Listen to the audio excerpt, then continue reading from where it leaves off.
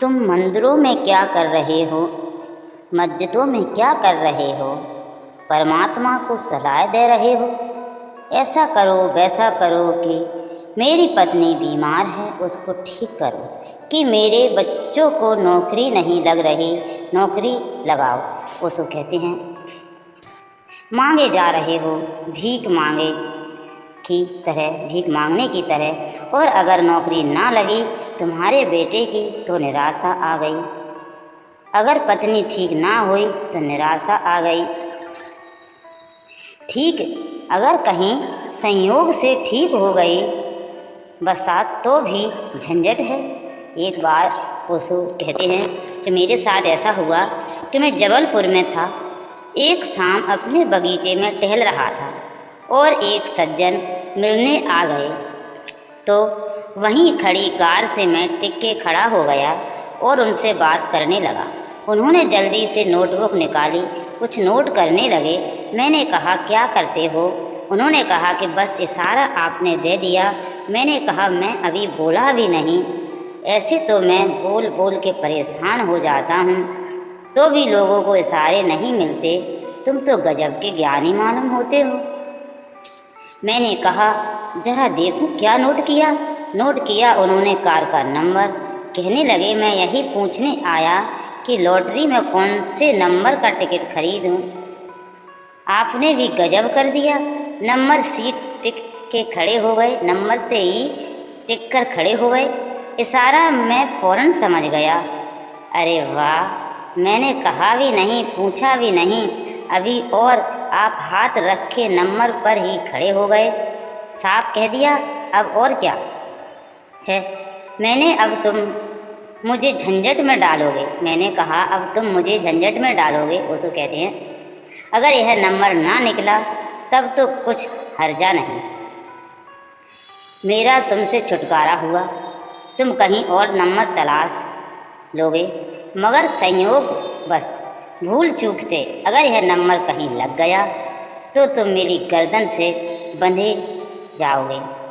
लोग वासनाओं से भरे हैं, तृष्णा से भरे हैं, अपनी कल्पनाओं को, अपनी जो कल्पनाओं के जाल से भरे चल रहे हैं। वो सो कहते हैं अब मैं भी उनसे कह रहा हूँ कि मेरा कोई इशारा नहीं, यह तो सिर्फ मैं टिक के खड़ा हो गया, तुमसे बात करनी थी, यह मेरे घूमने का समय था, तुम बेवक्त आ गए हो, गाड़ी पास थी तो टिक के खड़ा हो गया। मुझे क्षमा करो, गलती हो गई। मगर वह मेरी सुनने को राजी नहीं। वह तो जल्दी से नमस्कार किए और चलते बने। उन्होंने कहा कि बस चलता हूँ, बात हो गई। वासनाओं से भरा हुआ आदमी वही देखता है जो देखना चाहता है, वही सुनता है जो सुनना चाहता है। वासना उसे वह नहीं देखने देती जो वह नहीं देखने देती जो चारों तरफ मौजूद है। वासना उसे छोटा सा जगत देखने देती है और वह जगत भी उसका अपना निर्मित होता है। चंदूलाल उन दिनों सड़क के किनारे विज्ञापनों के बड़े बड़े बोर्ड बनाया करता था। वो सो कहते हैं कि कोई एक चंदूलाल था, उस दिनों सड़क के किनारे विज्ञापन के बड़े बड़े बोर्ड बनाया करता था। एक दिन वह ऊपर की सीढ़ी पर से नीचे आ गिरा तो उसे बहुत चोट आ गई। डब्बू जी उसे देखने अस्पताल पहुँचे। देखा चंदूलाल को जगह जगह फ्रैक्चर पर पट्टियाँ बनी, सारे शरीर पर फ्रैक्चर ही फ्रैक्चर, कुछ दिखाई नहीं पड़ता, बस आँखें दिखाई पड़ती हैं और मुँह दिखाई पड़ता है। डब्बू जी को बहुत दुख हुआ और कहा कि बहुत दुखी, तुम्हें बहुत दुख हो रहा होगा। चंदूलाल ने कहा कि ऐसे नहीं होता, हाँ जब हंसता हूँ तब जगह जगह दुख होता है। अब्बू जी जो डब्बू जी थे उन्होंने कहा लेकिन इसमें हंसने की बात ही कहाँ, हंसते कब हो आप?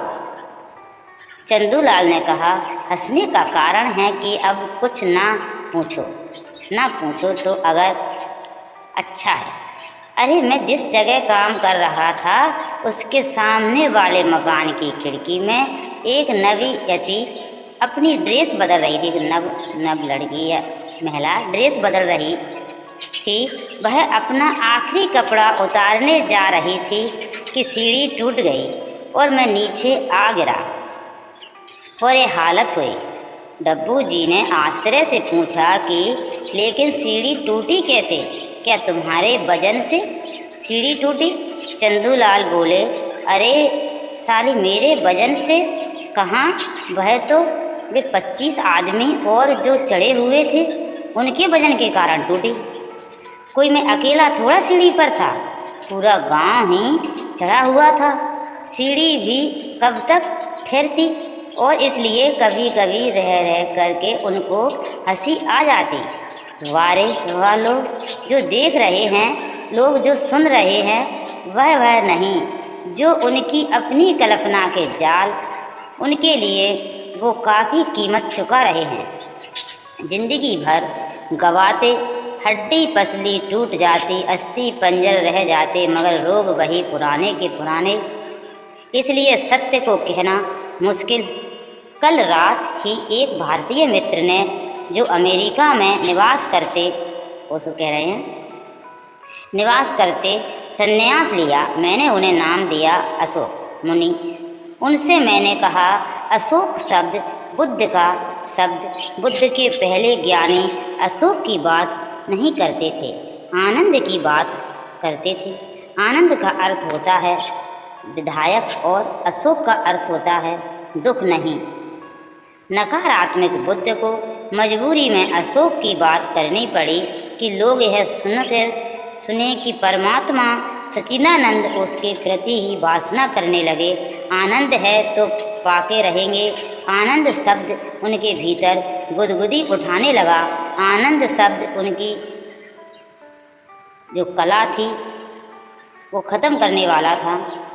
आनंद शब्द पर उनका लोभ लगने लगा, वासना जगने लगी।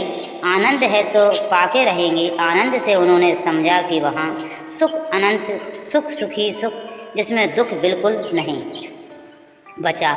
ऐसा तो फिर दौड़ पड़े लोग, मगर नंद की शर्त ही यही कि जब तक वासना है तब तक उपलब्ध नहीं होता परमात्मा।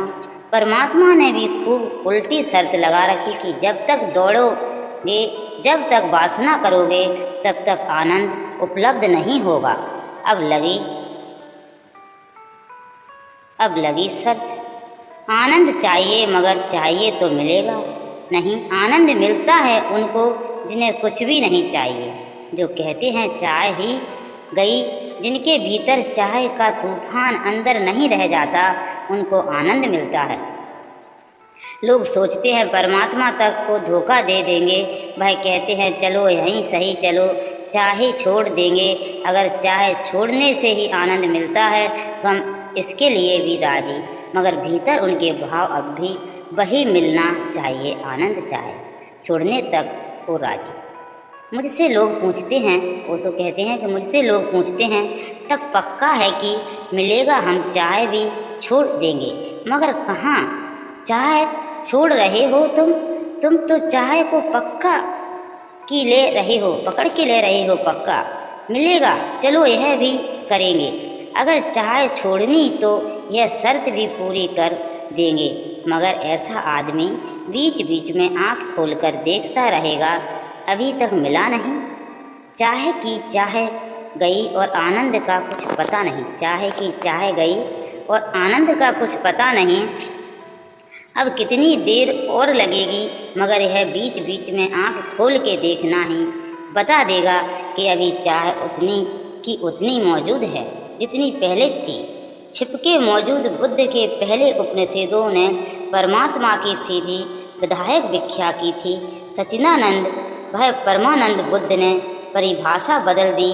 देखा कि लोग समझे नहीं, उसे लोगों ने गलत समझा। लोगों ने आनंद को ही अपना लक्ष्य बना लिया।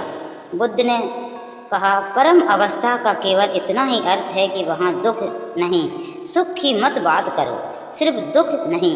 इस भेद को जरा समझना। अगर कोई कहे कि वहाँ परमानंद, तो एकदम उठती है उमंग, उठती की पाले। और कोई कहे कि वहाँ दुख नहीं, तो दिल बैठ जाता है। दुख नहीं, बस इतनी कुछ और बताएं, मिलेगा क्या? बुद्ध कहते हैं मिलेगा यही कि दुख नहीं। बुद्ध कहते हैं कि सुख की मत कोशिश करो, आप ये कहो कि दुख नहीं है। भाई बड़ी बात है, हमें ज़िंदगी में दुख नहीं है, दुख नहीं मिलेगा, यही कि दुख नहीं। दुख निरोध, बुद्ध ने शब्द उपयोग किया, दुख निरोध की वह दुख ना रहे जाएंगे, दोनों में बड़ा फर्क हो गया। बात एक ही थी, मगर वासनाग्रस्त लोगों बुद्ध की बात नहीं जमी। आज भी वे उपनिषद दोहराए जा रहे हैं और बुद्ध को तो कब का भुला चुके। भारत से तो बुद्ध की जड़ें उखाड़ कर फेंक दी। हालांकि बुद्ध ने जो किया था वह महत्कारी था, वह बहुत ही महत्वकारी था, बहुत अद्भुतकारी था। बुद्ध ने चेष्टा की थी कि तुम्हारे भीतर वासना को बिल्कुल ही काट दिया जाए ताकि तुम्हें आनंद मिल जाए, मगर तुम चूक गए। तुम बुद्ध से चूके, तुम बुद्धों से चूकते रहे हो, क्योंकि तुम्हारी भाषा का जाल बुद्ध ने तोड़ने की कोशिश की। बुद्ध ने नई भाषा रची। बुद्ध ने कहा वह परम अवस्था, उसका नाम मोक्ष नहीं, उसका नाम निर्वाण। क्यों मोक्ष क्यों नहीं? क्योंकि मोक्ष का अर्थ होता है मैं रहूँगा वहाँ, मुक्त होकर रहूँगा, लेकिन मैं रहूँगा और मुक्त होकर रहूँगा। लेकिन जब तक मैं है तब तक कहाँ मुक्ति? मुक्ति तो तभी है जब मैं गया है। मैं से मुक्ति ही मोक्ष है, यह परिभाषा है मोक्ष की। और सुनने वालों ने कहा कि यह तो बड़ी अच्छी बात है। मोक्ष कोई झंझट नहीं, कोई बंधन नहीं, पत्नी बच्चे संसार कोई उपद्रव नहीं। बैठे हैं सिद्ध शिला पर, भोग रहे आनंद ही आनंद। एकदम वर्षा हो रही, अमृत की छड़ी लगी, मगर मैं हूँ, अगर मैं हूँ तो मोक्ष नहीं। लेकिन मोक्ष शब्द में मैं बच जाता है। मोक्ष से ऐसा भाव लगता है कि मैं तो रहूँगा, मुक्ति होकर रहूँगा। बुद्ध ने कहा कि नहीं, तुम नहीं रहोगे, इसलिए निर्वाण शब्द चुना। निर्वाण का अर्थ होता है दिए का बुझ जाना। तुम तो ऐसे बुझ जाओगे जैसे दिया बुझ जाता है, तुम तो रहोगे नहीं। अब यह बात कुछ वासना जगाई। लोग बुद्ध से पूछे कि बहुत बार, क्या आपकी बातें बड़ी अजीब हैं? अगर हम रहेंगे ही नहीं तो किस लिए हम ध्यान करें और किस लिए हम साधना करें? मिटने के लिए? आदमी होने के लिए कुछ करना चाहता है, मिटने के लिए नहीं। यह तो आप अजीब शिक्षा दे रहे हैं कि शून्य हो जाओगे। और अरे शून्य हमें होना ही है, नहीं हमें पूर्ण होना है। उपनिषद ठीक कहते हैं। लोगों ने कहा वह पूर्ण है, उस पूर्ण से पूर्ण ही पैदा होता है। उस पूर्ण से पूर्ण को निकाल ले तो भी पीछे पूर्ण ही शेष रहता है। उस पूर्ण में पूर्ण को जोड़ दे तो भी पूर्ण ही रहता है। जिस तरह शून्य में कुछ आकर्षण मालूम, पूर्णता अहंकार को और सजावट दे देती है, श्रृंगार दे देती है।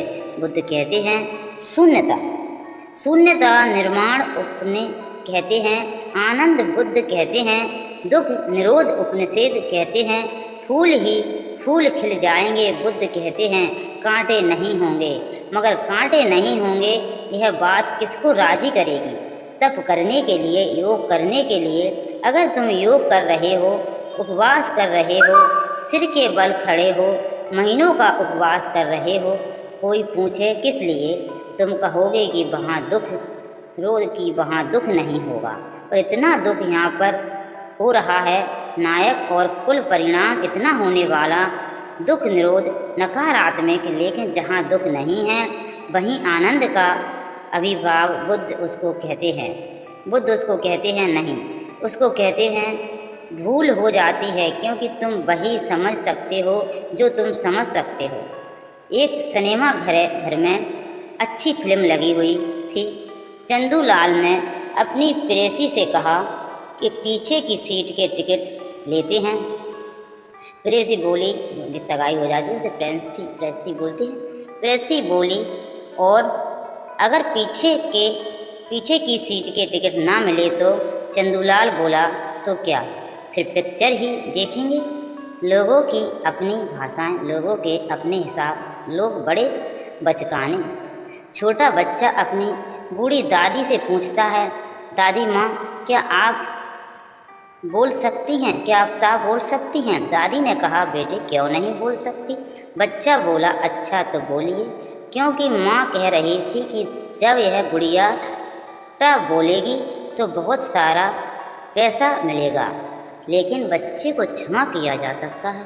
वह बेचारा जितना समझ सकता था उतना समझा कि सिर्फ टाटा बोलने की बात है, तो बोलती तो बहुत सारा पैसा मिल जाए। उसे क्या पता कि टाटा बोलने के पीछे बड़े राज छुपे हैं। लेकिन बड़े बड़ों की भी गति यही है, ना तो तुमसे जो कहा जाता है वह तुम समझते हो, ना तुम जो देखते हो वह तुम्हें समझते हो। जब तक मन है तब तक तुम सब कुछ विकृत कर लोगे। मन से मुक्त होकर सत्य दिखाई पड़ा ना शुरू होता, तब ये संसार अद्भुत है।